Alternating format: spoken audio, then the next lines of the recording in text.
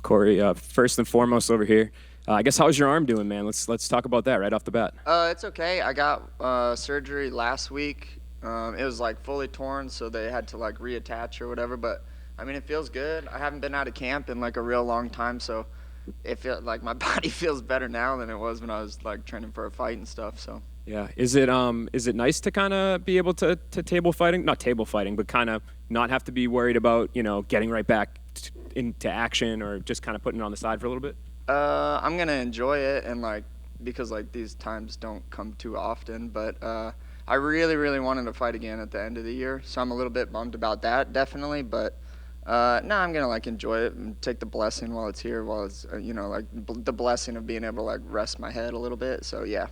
Did you have like a wedding or something coming up as well? Yeah, in a couple weeks. So yeah, are you gonna still have the cast for that or? No, the cast comes off next week, and then I'm gonna take pictures not in the brace that I'm supposed to wear, and then I'm gonna and then put the brace back on for the other stuff going on. Gotcha. And I guess just take me back to the fight a little bit that we saw a couple weeks ago with Rob. Now that you've had some time to kind of digest it, kind of what was your overall assessment of it? Any further thoughts when you went back and watched it? I mean, I wish that I wouldn't have gotten hurt in it. I think that it's almost like I had almost the same reaction that I feel like the tweets that I was reading were having, where it's like, as I'm watching the fight, like round one, it's like, oh yeah, good. Like that was like a cool round, like Cory's grappling more, cool. Round two, kind of same thing. Cory's grappling's getting better. And then like you get 15 more minutes of the same thing. It's not like that exciting anymore, So I was really bummed that was like the circumstance, especially given that like just the amplitude of the fight and how it was supposed to be for,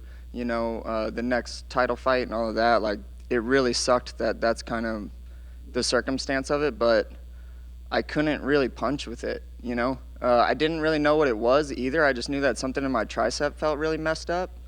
And so in my head, I'm like, well, if that's like partially torn, don't do anything that's going to make it way worse and then like sacrifice being able to fight or whatever. So I had to just like kind of like shelf that arm and not really be able to punch with it. In the grappling, it wasn't like nagging it as much. So I was like, okay, I guess I'm just going to try to grapple as much as I can.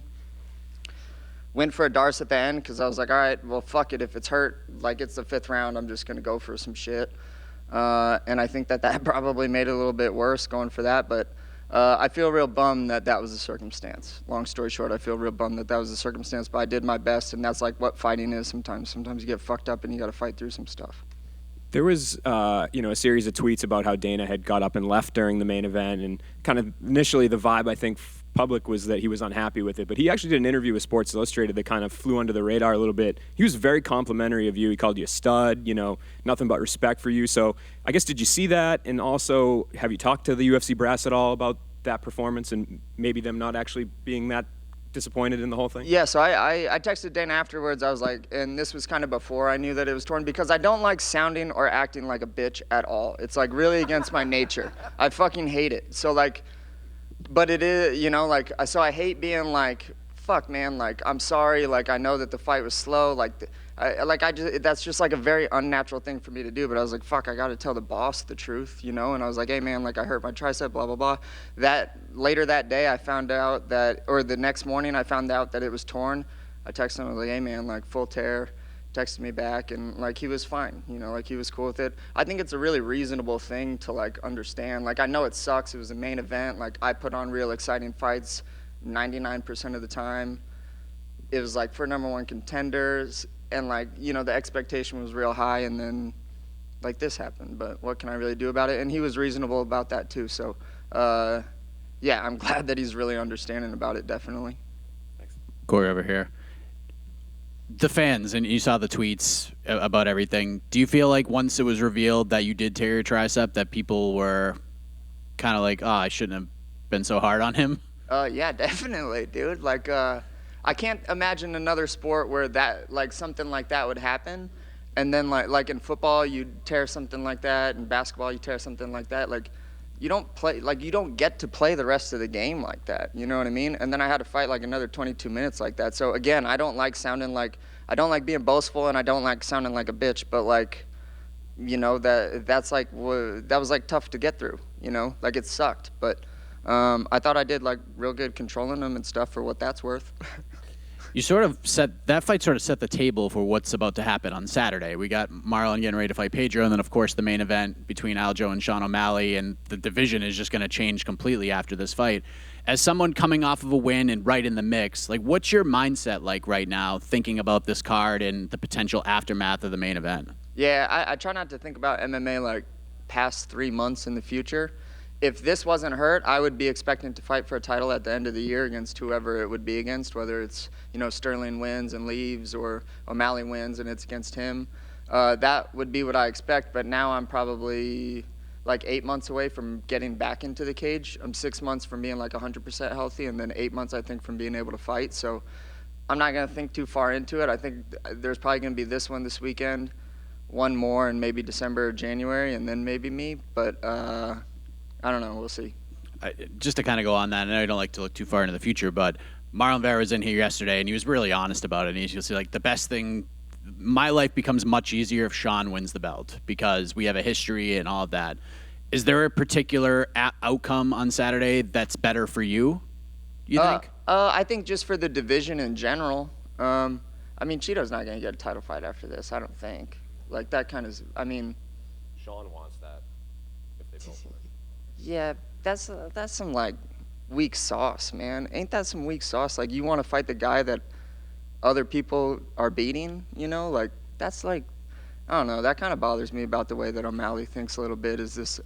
And it's not even just O'Malley, just kind of the way that sometimes the sport is set up where it's like, take the easiest fight for the least amount of money type stuff. Like, that's gonna ruin some stuff, man. And it's gonna, like, don't you want to, when you win the belt, say that you're the actual best because you fought the best guys? Like, that's my approach to the whole thing. I think that it's like, a little bit better of a way to live, but everyone can do their own thing. But I think if O'Malley wins, that would be better for the division because Sterling doesn't get to just leave without, losing.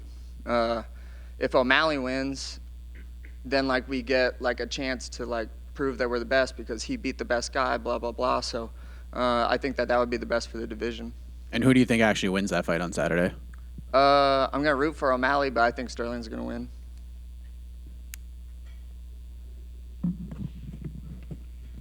Just got a few predictions for some upcoming fights. So the first one's Israel Adesanya and Sean Strickland. How do you think that's going to go down? I think Israel's going to win that one. Do you see how he gets it done?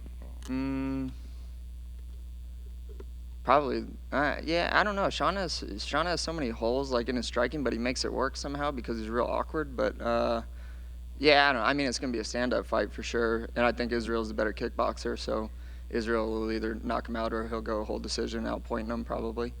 Okay, and Islam Makhachev versus Charles Oliveira. I think kind of the same thing's going to happen as the first time, honestly. I think that like Islam's grappling is good enough to stop submissions, and Oliveira's like cool with playing off his back, and like I think that he should not play off of his back against a guy like Islam who like can defend submissions real good and keep it standing. If he keeps it standing, I think he's got a way better chance at winning.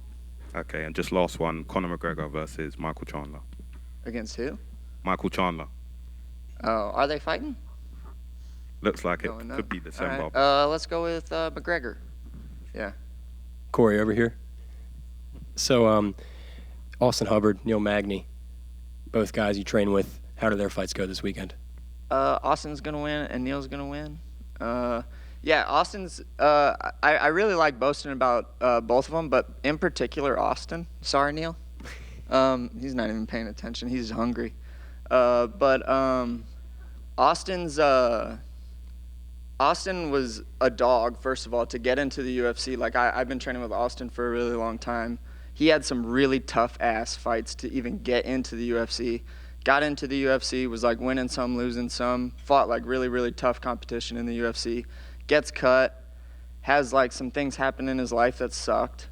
And then, like, got the call for the Ultimate Fighter and then, like, is back in the UFC and, like, about to win the show, Like, yeah, Austin's, like, an inspiring guy to me. Even though he won't say it himself, I'll say it for him.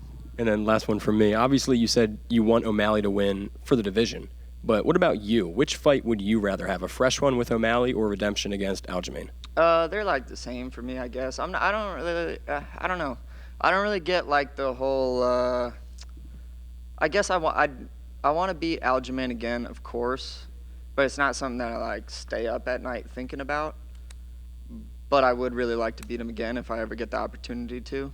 I also know that like the fans would really love a fight with me and O'Malley, and like I really have grown a really big liking for the fans. Like before, I was kind of, it felt like a little bit like vain to like care about what like people thought, but now I like really love the fans, which is why I'm like kind of bummed about the way that my fight went still, because I really like have grown to like really love them and kind of like give them what they want. You know, like before it always sounded so weird when fighters would like have that as like a reason to fight someone is because the fans would like it, but now I like really care about that, which is kind of cool. But yeah, I think that the fans would really like O'Malley, and I kind of want to give them what they want. Cory, over here. Here. My bad. So I know you've only fought Chito and you haven't fought Pedro, but how do you see that fight turning out on Saturday? Who do you think wins and why? I think Munoz is going to win that one. I think Munoz just gets slept on a lot, but he's a phenomenal fighter. Chito, like as long as like I feel like if you fight Chito and you're one of these better guys at the top, you just have to like not get hit with some really hard shit, you know, and like you'll do pretty well because he's not really a point guy. He's really like hunting for like a knockout, which makes him exciting. But if you just stay real protective and don't let that happen, then that's like kind of the clear path to victory. And I think Munoz has a good chin on him.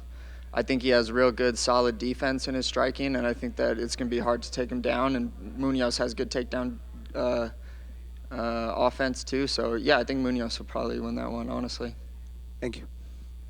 Real quick, Cory.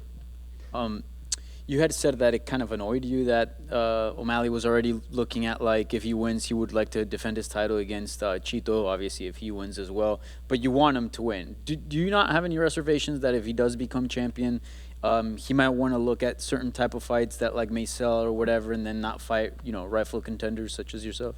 Yeah, but I also think that, like, he doesn't get as much say in that as people might think that he does. Like, you know, like, nah, I don't think that he gets as much say as he wants. Yeah, I don't think he's going to be able to cherry pick his fights. He's going to have to fight the toughest guys that the UFC wants him to fight, and that's like what he should want. But yeah. Yeah, and he's obviously like a very polarizing figure. Like personally, have you had any interactions with him, and like what do you make of him sort of outside of the cage? I've had real good interactions with O'Malley. We sat next to each other at one show, and it was like fine. It wasn't awkward. I actually like the guy. I think that it's cool that he's like really honest. Like I appreciate that in people, and I do think that he's a really honest guy. I think his coach Tim is a really good coach, and I think that like their little like thing really like their like relationship reminds me a lot about me and my coach's relationship, where we're both very close to each other. And like he took me from day one to where I am now, so I can kind of relate to that too. So yeah, I'm like an O'Malley fan. I just wish that he would ask for the tougher fights because I think it's what we're doing here. Yeah. And by the way, any time frame on that? Do you have? 6 months till it's like 100% healthy. Then I could start training like full bore. Have you talked to Ryan Hall at all? It seems he's an expert in those kind of things. Oh yeah. Yeah, he's coming in town this weekend. He's gonna watch the fights with me, and then we're flying out to Denver. He's gonna train and stay at my place. But yeah, I guess I should just ask Ryan. Everything that he was doing, I'm going to do the complete opposite of what he was doing. Yeah. He had like 1,200 surgeries last year. Yeah. Thank you. Yep. Cory, just a quick one. Obviously, after your appearance on the Joe Rogan podcast, you talked about like striking's about like manipulating space and everything. So I'm curious, are there fighters that you watch that maybe don't get enough credit? Like they're never really listed as these high-level strikers, but when you watch them the way you watch striking, that they impress you and you think other people should be talking about them more? I don't know if there's any fighters like that. I will say that I think that it's like when I was learning how to strike, I always thought it was I thought that the most fun guys to watch were the guys that could make people miss. Like that was always so awesome to me when I was trying to learn kickboxing and boxing. Like head movement was so cool to me. Guys like Pernell Whitaker were awesome to me. Like Manny Pacquiao, just like these amazing like defensive fighters were just super cool to me. And back when I first started training, it was at Grudge, and everyone in there was a fucking monster, and we didn't split things up by weight classes. So I learned real quick, just being like 140 pounds and 18 years old, that I was not trying to get hit by anyone. So that's kind of like where my style developed a little bit, is it's like, okay, I got to not knocked out here like these other people get knocked out. So in the UFC, I think that there's like a number of ways to like make your style work inside of like the principles or whatever that I kind of came up with in my head, because I do think that it's a bit of a science. You know, there's some soul in it too, but it's a bit of a science. And I mean, Volkanovski's great, Israel's great.